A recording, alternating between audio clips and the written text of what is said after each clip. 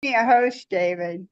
Yeah, and okay, so yeah, and then do you want to officially, Carolyn, intro Edmond or welcome everybody? We can start there to our May 2024 cybersecurity session. So much happening and with AI and cybersecurity.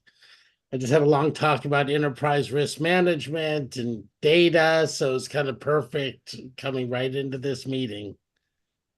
Carolyn, anything new this week before we pass it over to There have been some break-ins, but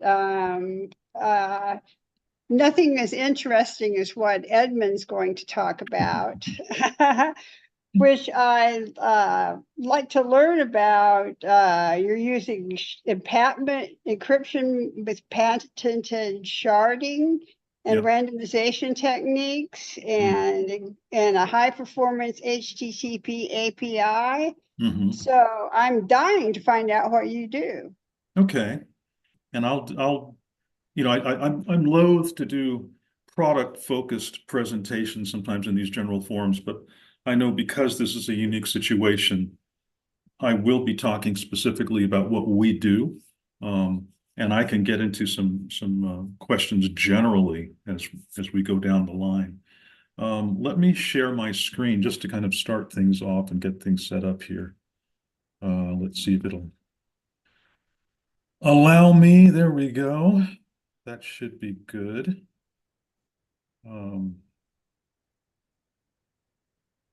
So I'll give you a little background on me. A lot of times I just tend to just talk forward and not say too much, but I'll get out of my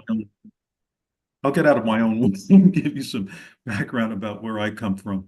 So in the beginning, as far as programming and what have you, I mean, I go back a while. DOS, Fortran, C++, and then Ruby on Rails in Ruby as you get to gaming and what have you. It wasn't an area that I wanted to necessarily stay in, though I did stay with technical stuff. I went into audio engineering. I originally come out of my general education, my focused education is in music. And I went to a very high level with that. I was at Sony Pictures as one of the last staff composers. I did effects and a lot of digital creation for them. I was involved on the team that used a lot of the beginning AI when we worked on, like, for example, Michael Jackson. Do you remember the time when we were using, some skunk work stuff there to do that video? And then I got further involved with IP protection through a company that I started called Musicians Consultants. I had some attorneys that took me on and let me work under their wing. So I did some stuff with Garth Brooks and Kenny Loggins and Clarence McDonald and a lot of others in terms of going into protection of IP and data and what have you. Got into television studio, so I did some stuff on camera, off camera, some more composing, live performance, all that stuff. I just did a large concert last weekend. So I still have that in my arsenal as well as my technical stuff. And then I'm in the Bay Area right now. I came up here to take on a communications position at UC Berkeley for one of the research institutes. So my big thing was taking all the technical stuff and learning and teaching everybody and trying to make sure that it was palatable to government and what have you. So that applies to what I'm doing here now with the rest of everybody on with this company doing cybersecurity. Let's see here. See if I can move this along. There we go. So let's see, is this moving well? Is this moving properly? Can you see the second? No, you Nope. can. Okay. no, just the first still.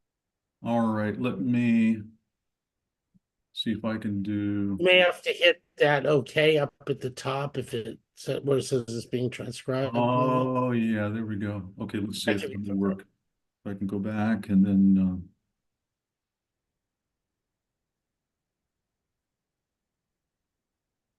It looks like it's moving, but you still see the front page. all right, so Logo. let's do this. Let me stop and let me come back to it again. And let's see if I can do a different share screen. What will it let me do? Let's see if it'll do that. Okay, now let's see if we can make this work. Can you, everybody can see okay? Yeah. And has the second screen come up for you? Nope. No, but it loaded the logo. So maybe hit it again to try to change pages again. Yeah. Back to 1, Because back to 2. and Wow. Go to 3. Yeah, good. or maybe There we go. Yeah, you there had you go. the thing that flashed up Yeah. after, so that was slide 2. Okay, good. Thank you for that. All righty. Some duplication in there, I think. So real quick, I just want to go through risk assessment. I mean, there's a lot of stuff that we know, maybe a little bit of new information, slightly different take on it. Market assessment, the solution, an overview of who we are and what we do, and a little bit on our future strategy, because we have some ideas that I think will be relevant to some innovation in the market. So we know that there are things that are critical to what we do in cybersecurity. The CISA and NIST have put some standards forward. And our thought is that a lot of what's been put forward is going to wind up being policy and maybe even law quite soon. So we all know that we're talking about action that needs to be collaborative and cooperative, but the landscape is very vast, and a lot of the leaders in corporations and government are really getting fatigued with everything that's going on and all the talk that they have to listen to about different products and how things are handled. So, and that's presented quite a bit of chaos, I think, for those in the industry. Let me see something here. There we go. So what we found is on, for example, the continent of Africa, several countries are ahead of the game, and they're drafting laws to govern what industries and government do towards strong protection of IP and personally identifiable information. And that becomes very important in how we think and what we've done. So I want to call your attention to this in a slightly different way. This quote, a substantial proportion of people in America, is critical because it focuses on the issue that Samche talked about, that we've all talked about in these forums. The partnerships and mergers and acquisitions are causing a lot more potential harm to the citizens of many countries. Now, if we focus on the United States and we focus on the healthcare company, this particular healthcare company that this quote is about, we all know who it is, but they have no hospitals, they have no pharmaceutical acquisitions, yet their reach into healthcare has affected such a substantial portion of the United States. So we're familiar with the breach. This is from a lot of the stuff that happened that's current is about the hearing that happened on the 1st of May with CEO Andrew Whitty. He said he was very, very sorry, and that's all well and good. He was probed for about 2 hours by a Senate committee or congressional committee about both his and the company's hand in what some are calling the biggest cybersecurity disruption to healthcare in American history. And we'll have to see, how big that really is. So my particular proximity to that is through an individual who's an executive with Change Healthcare, which was acquired by United Health. It's been described as a crisis of your creating when he was talked to in that particular hearing. So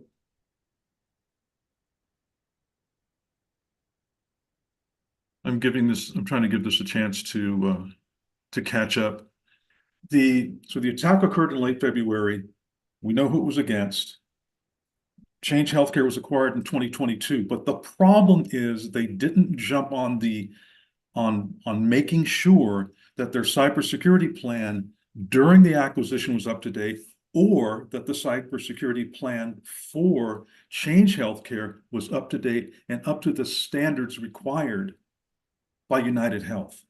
So it was a mess. It was quite a mess, and they're still dealing with it. Now I want to go to something else that just came up. This is Dell. Dell Computer just notified everybody of a $49 million record database information breach.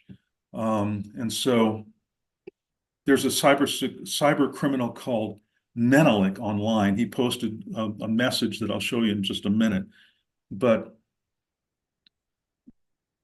it says here in this first point, so there's another big data breach that leaves us with more questions than answers. They already know everything there is to know.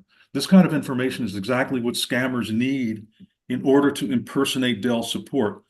Samche's presentation, she made a very important point that this is a business now. People are looking long-term at what these data breaches will yield for them. So he says he's the only person with the data, and that's great. But it's not comforting, because what will happen is this data will be used in future to impersonate Dell support, to gain more information from customers. This could yield benefits for the criminals for years to come. So we just don't know. But that's the long-term view now of folks that are involved in hacking this information. It changes the landscape considerably. Shall I go on? Anybody interested in still looking at this? I thought it was kind of interesting to have this this little graphic up here from Dell. Most of you, well, many of you have probably seen it. But anyway, when we talk about United Healthcare, Dell, and the other businesses that have been breached, and we've all talked, ad nauseum about this, the loss and compromise of secret proprietary information, loss of revenue, present and future, corporate and leadership accountability. Now they're beginning to study illness with the CTOs and their support teams. People are stressed because they don't know what's coming down the pike, because they've not been supported in building out their teams and building out the infrastructure for many of the companies that they're leading. I think we need to recall the case of Joseph Sullivan, who's the CTO of Uber. He was charged with a felony, which means he probably can't go back into the industry properly, but we'll see. But you have unmanageable repair costs, replacement, recovery work. Now, the stats I'm giving you here obviously are from about a year ago, and we know that that's been increased. A lot of these numbers are when we look at the overall impact on industries, are even larger now, with only a year under our feet. Edmond, who Sure. is charged with a felony and for what? So he was the leader of he was the CTO of Uber, and they went. I'll pull up the actual case. I've actually read through the decision from the Attorney General, but because they did not properly take care of the data, and because they did not inform customers properly, and because they did not come in a timely fashion to the FBI or another law enforcement agency, he got hit with a felony. And I can look that up and give you exact details. I do have that in my files. That's why they call the CSO the Chief Scapegoat Officer, right? Basically, he was a little bit arrogant about it, though, when they went after him and when they started interviewing him. So I think that's why they made an example of him. But the other side is that government, I believe, is going to be more aggressive about finding scapegoats. It's unfortunate, but I think that's a reality that a lot of these leaders have to live with. And it's something to consider when we talk about the number of jobs that are out there that need to be filled, and whether or not intelligent people will take the time to look into and fill those jobs. They may not want them.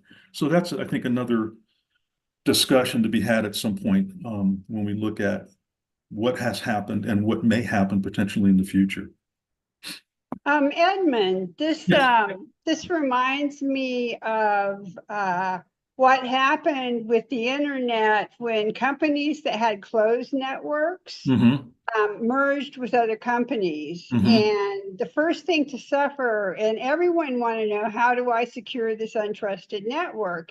And basically, you can't do it at the barrier between the new network and the main network. You have to go inside that network and update their security, and nobody wants to pay for that. Exactly. It is the same problem that exists now when you talk about blockchain use. When you're going from blockchain to blockchain, layer 1 to layer 2, we're trying to bridge. It's the same thing. And where do the criminals sit? Just like the little, fairy tales that we read when we were kids, the trolls sit under the bridge. And so that's where the criminals are sitting, waiting for these, waiting for people to go from one spot to another. It's exactly the same. I agree with you. So what we're looking at when we talk about cybersecurity, we know we're talking about needs and actions that have to live in a collaborative space. We have to be cooperative. There are so many products that exist that are repetitive in nature. They're not, some things are out there that aren't creating real change in how data is handled. So additionally, as I described before, the approach needs to be collaborative. So several products must be used by a government, an NGO, corporation, whatever, to protect their interests and the interests of those with whom they interface. So in consulting, different individuals and entities have to be quite aware of what's out there to set the proper toolkit for that organization. And I really want to call out Samche for and her company SciTest. I'm very impressed with them because I believe they're leading the way in an area of innovation as they build out testing of various models.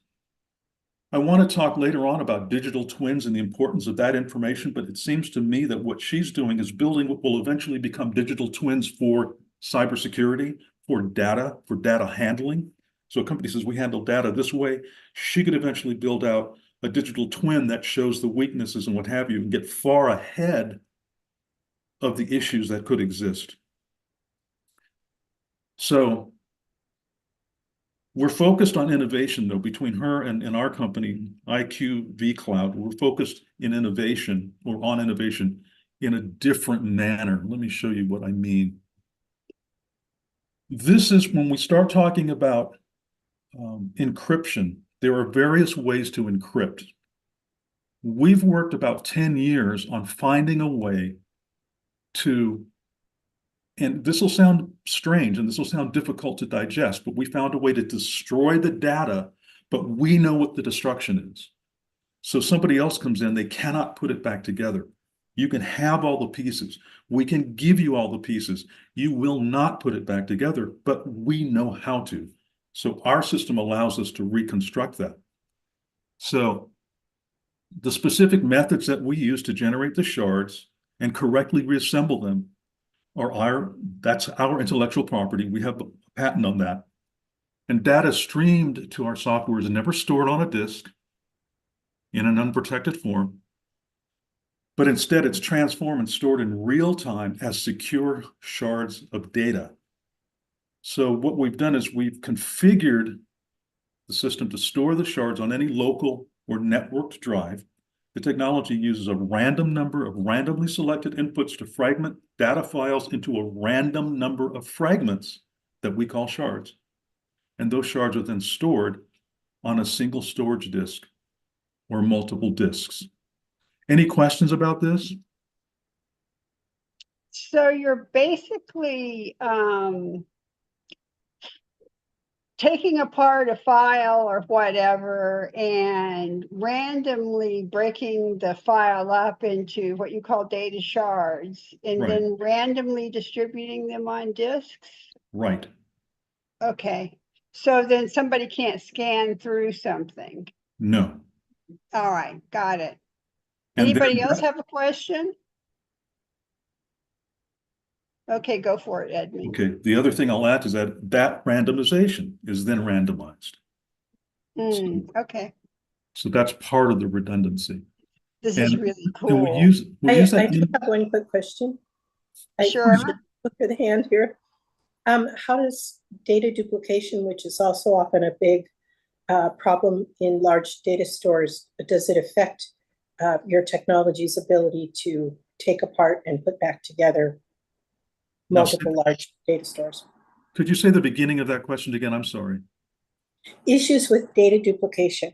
When companies don't, they haven't accomplished having a single source of truth, a clean data store, and they might have, mixed copies of some of the same data, and you have to establish which one has veracity. How do you handle those sorts of things when setting up a vault? Now, when we get involved with the company, that is a matter of consultation on data management. That when you store, I mean, look, we know that if you store a file in 5 different places and you encrypt only one, the other 4 are at risk. So you really have to go through a system of data management and figure out what you're doing, how you're doing it, and then we can apply our system and take care of data storage properly, so the data at rest is protected properly. So that's how we deal with it. I have a quick question for you, Edmond. Sure, Jen. And just with your randomization, are you taking several files and taking bits and pieces from each of the files, putting them together into storing them together, and then when necessary to break them all apart, you do, and you can get back to what you had before? Or are you just taking each individual file and randomizing just each one? Called each individual file, so it's each upload.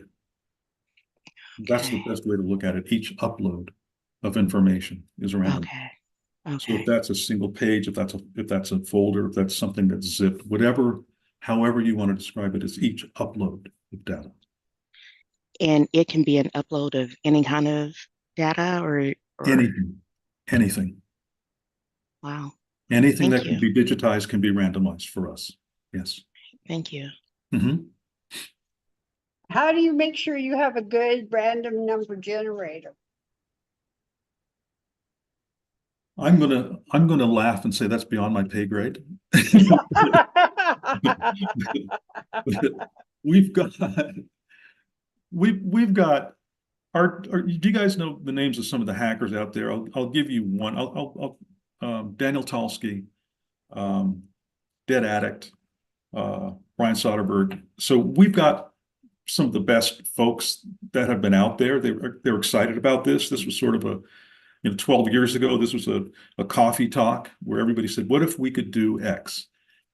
And it created this team, and they can describe that much better than I can. I can get a little bit technical, but I can't go that deep. Sorry about that. That's okay. This is fun. So shall I continue forward? Yeah. All right. So the redundancy, and see, I might be able to, as I go through these slides and kind of click my brain into operation here, I might be able to answer a couple of the questions that come up.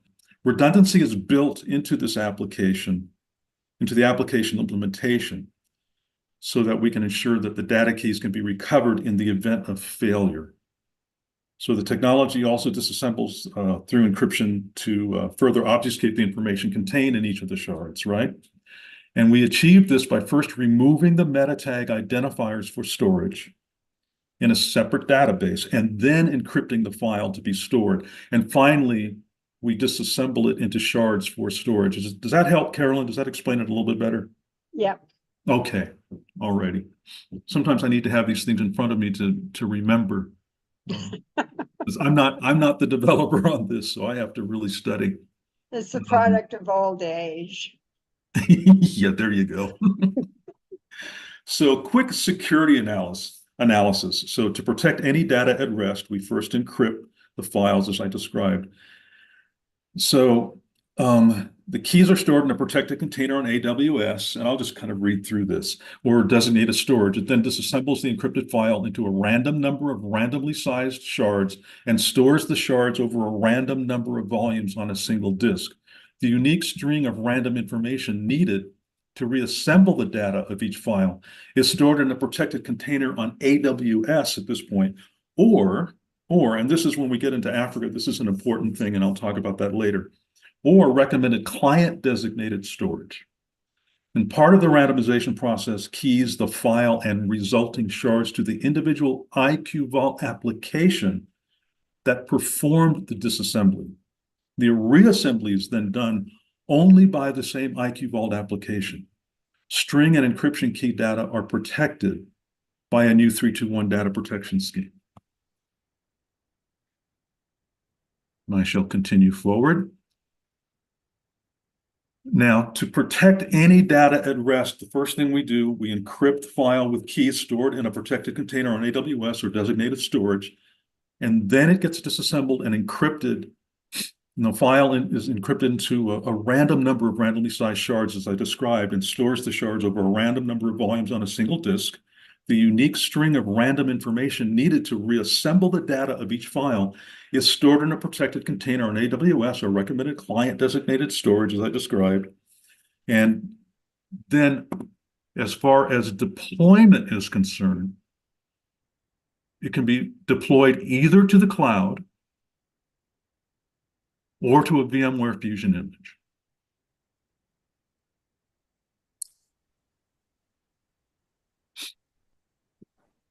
And this slide is pretty self-explanatory.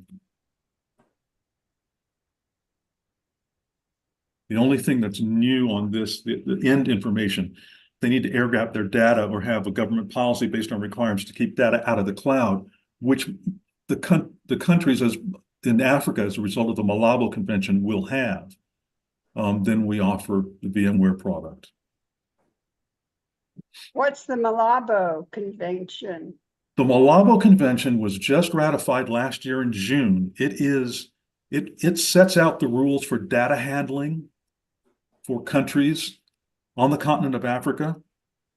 And the African Union got together and decided this is how we're going to do things. So it's akin to the EU's rules, a little bit more stringent. And there are some things that can be handled on the cloud, but going forward, everything needs to be handled in resident in that particular entity, in that country, by that particular office, or by companies. There's going to be a question about whether or not certain companies can get out from underneath that, but the governments have to handle it that way. That's the basic rule of the Malabo Convention. There are other things. You mean if a company has offices in multiple countries, it's only the main office or the country where the main office is that has to keep the data within that country? Pretty much. I was with another company setting up to do business with the country of Uganda and got permission to work with data inside the government. They give very specific permission to do that, and that data needs to be resident there in that office in that country. So they can't work across borders in the same way that other countries and companies can. That's very, very strict in EU also. And, the common term for it is data sovereignty. So just like anything else within their country, they feel that the data is theirs to own and protect when it belongs to their citizens. Right. I had a couple quick questions about the keys before we move too far past that. Sure. Do you allow for customer-owned key generation and management, or is it managed from the service side? It's managed from the service side. Okay, and then I noticed, like, for instance, with HashiCorp Vault, they have a series of like 5 different keys and you have to rotate between them. Is this a single key unlock, or is it more complex? What's the process from the customer view? It's more complex than that, and it's malleable. So we can literally work with the client to develop that and make it unique to that particular site. Nice, thank you. Mm-hmm. So real basically, we call the soul of what I've been describing tungsten. That was the original name before we applied the name IQ Vault. And that's still the heart of what exists. That's still the guts and the heart of the patent.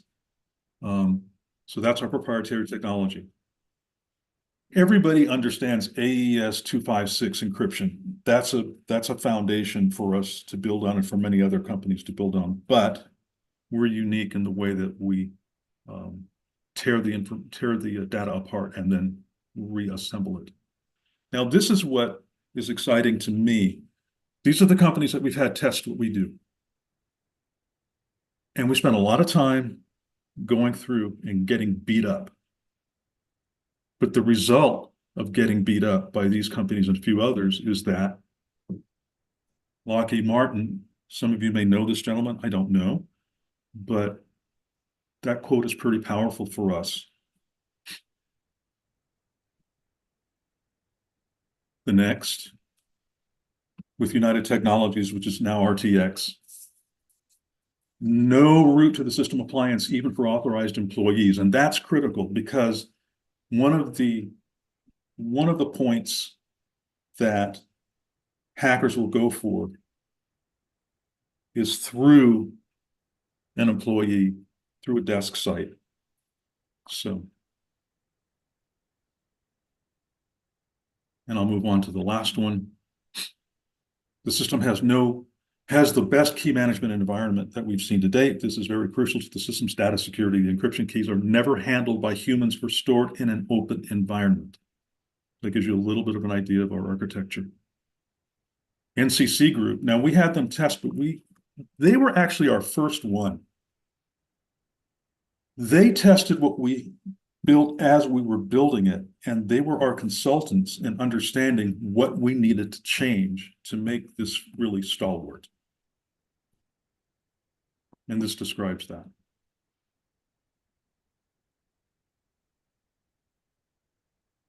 So this is something that we all know. And we can get into more recent data breaches, but I think this quote from Mr. Moody is very important. Anything that can be breached is going to be breached. There is not going to be one way of protecting entry points. So what we've done is that the innovation is going to be making sure that what winds up in the hands of those who are the bad actors is not useful. That is what we focus on. We're focused on data at rest, making sure that when something is stolen, it means nothing to the thief. Changes the face of ransomware. So person X winds up with package Y and comes back to the heads of the company and says, I want X millions of dollars. And they say, we're not going to give it to you. But it's useless to you. Take a look at it. That's what we've been able to achieve. So this is a little bit about us. 2012 gives you an idea of how long we've worked on this. And I said, 10 years, but it's been about 10 years because we've had the product up and running now. We did a beta and now it's a full-fledged product. We have to do a little bit more development on the hardware product to make it generally available to the public, but we can deploy the hardware product with the customer if they want that uniquely to them. Now, what's very important, I think, in how we look at data, and it's very important to us in how we operate, is a shift in philosophy. So we get into the definition of data. That just seems to be very important. What is data? Is it only the information that is in small bits, or is it actually everything? When we were talking about, when I was asked the question about, can we do anything? Could it be music? Could it be film? Yes. So we have to look at data differently, I think. Operationally, the quantities, characters, or symbols on which operations are performed by a computer being stored and transmitted in the form of electrical signals and recorded on magnetic, optical, or mechanical recording media. And then the philosophical definition, things known or assumed as facts, making the basis of reasoning or calculation, right? So we work from ideas based on buzzwords and ephemeral news reports, and I think we get a little bit too far away from looking at industries as a whole and bringing them to understand the real threats that they have going forward. And I think there's a cautionary tale in the last 30 years of the entertainment industry. I talked to you about, do you remember the time? Data. They locked Skunk Works down at Sony, and nothing got in or out because there was no internet into that building. They made sure of that. That was the only way we could protect data at that time properly. But you get into other examples, I think, that talk about AI and the use of AI by bad actors and by folks that just want to develop new data. I know this sounds silly, but you remember Milli Vanilli. But now you can change pitch on the fly. Well, that's all AI based.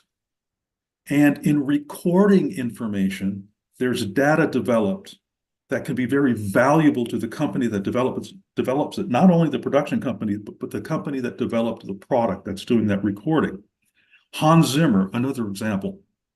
People don't look at this as a possibility, but you could do an orchestra with the Newmans and all the other composers, Bernard Herrmann and what have you years ago. You hired an orchestra, you got 50, 60, 70 people in there, you recorded the music and it went to film. But you have AI tools that allow you to create the sound of a string or a group of strings or French horns or whatever. And that's changed how the industry works. It's also changed how jobs are affected. And it did displace people, but it displaced people in high rent areas, Los Angeles and what have you. A lot of orchestras are recorded in Central Europe, Scotland, where it costs a lot less to hire a musician. Use the AI to create the sound and then record the real sound there. So my question to you, something that we've talked about, is what does that really mean for the use of AI across numbers of industries, and how does that affect data creation, data retention, and the value of that data? Basically, our idea is that the information age is over. We're in an age of autonomy. And when we're looking at bad actors or countries that may want to come after things, it's about pride of control, pride of ownership, the control of populations, the control of commerce, control of data. That can affect food systems. That's a whole nother conversation. Power distribution, flow of information. I mentioned earlier, digital twins. More companies are getting into the use of digital twins. That's more data for enterprise organizations. What will be done with that data? How will it be divided between departments? How do you protect it? So that gives you an idea into, or a little bit of a view into our thinking. So I just put this up here in case anybody wanted to get in touch with us personally. There's Michael Riggins, who's the CEO, and I'm the COO. And that's our email and our general phone number. So Edmond, I think we have some questions. Keely, do you have a question?